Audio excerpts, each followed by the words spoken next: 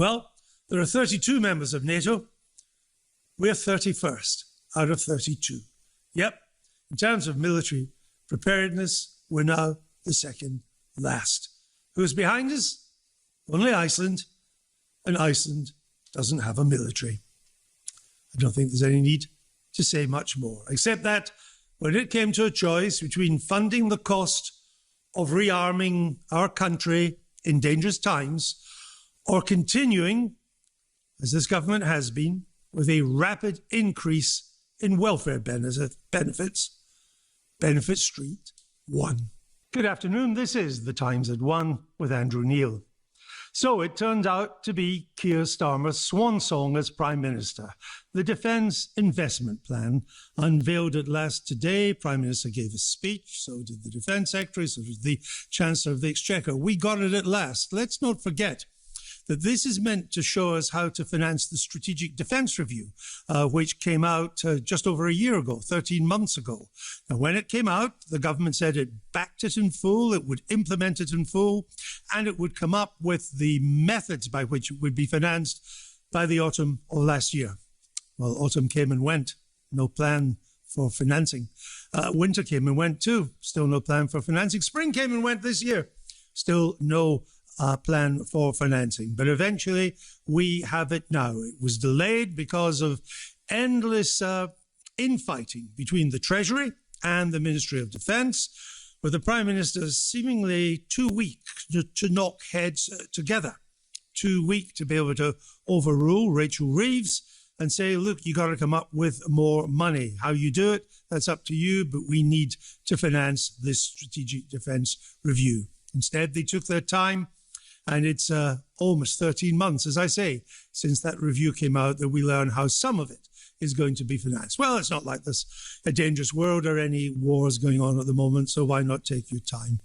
It was quite rich to see Chancellor Rachel Reeves up there today at the announcement of this financial plan for defence, lauding extra defence spending, since she was the major roadblock to giving our military the resources, financial resources, that it needs. Now, the headline you'll see in the papers later today and tomorrow and online is that it amounts to a £15 billion uplift in current defence spending plans.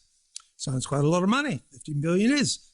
But consider this, it's about half of what the military said it needed simply to live up to existing military plans and commitments. Now, the military pads these things out a bit, but it hasn't padded it out by double what it thinks. It hasn't padded it out from 15 to make up 28.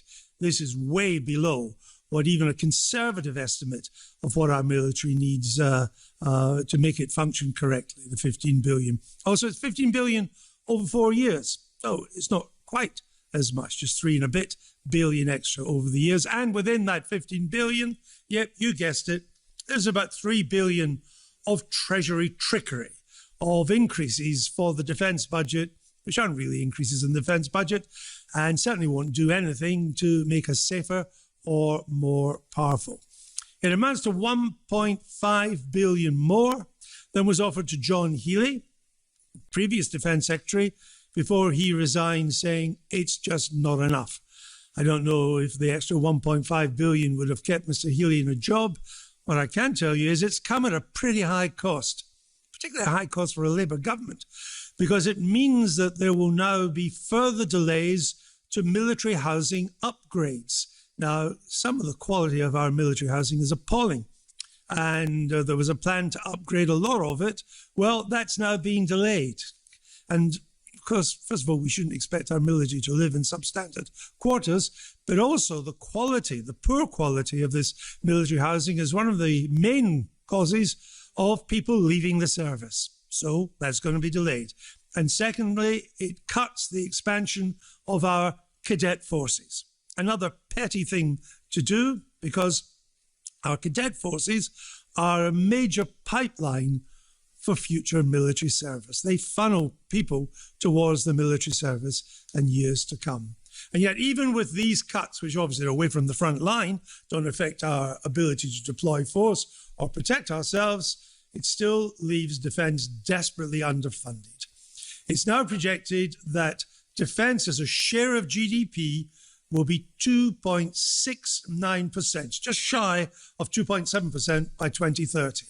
That will leave us way behind Germany, which used to be a laggard and is now planning about 3.7% of its much bigger GDP by 2030. Poland is already close to 4.5% because they share a border with Russia, so they know the trouble's there, but 4.5.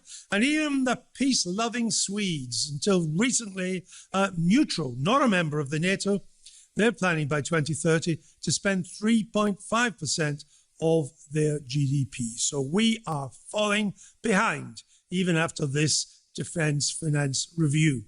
And Keir Starmer today gave us no indication of when we'd reach 3%, though he promised NATO we would. And many countries have set 2030 to hit that, never mind 3.5%, which he also promised NATO we'd reach. No sign of when that's going to be. It's meant to be by 2035 at the latest. I would suggest, looking at the figures, that 3.5% by 2035 is now mission impossible, because if it hasn't even reached 3% by 2030, there's just too much backloading on the defence budget from 2030 through to 2035 to make 3.5% of GDP realistic. Keir Starmer committed to both. He's not delivering to both. And yet his people still the temerity to brief out that he should be the next Secretary General of NATO. Now, we used to be, in terms of defence spending to GDP, second only to the United States, the biggest percentage GDP spenders in Europe. We're now 12th, not second, 12th in terms of spending, and we're falling down that table. Moreover, in terms of a measure NATO uses of military preparedness, how well are you getting your act together of the military forces you have ready to fight if need be, to defend if need be? Well, there are 32 members of NATO. We're 31st out of 32. Yep, in terms of military preparedness, we're now the second last. Who's behind us? Only Iceland, and Iceland doesn't have a military. I don't think there's any need to say much more, except that when it came to a choice between funding the cost of rearming our country in dangerous times or continuing, as this government has been, with a rapid increase in welfare benefits, Benefit Street won. This is The Times at 1 with Andrew Neil. Now,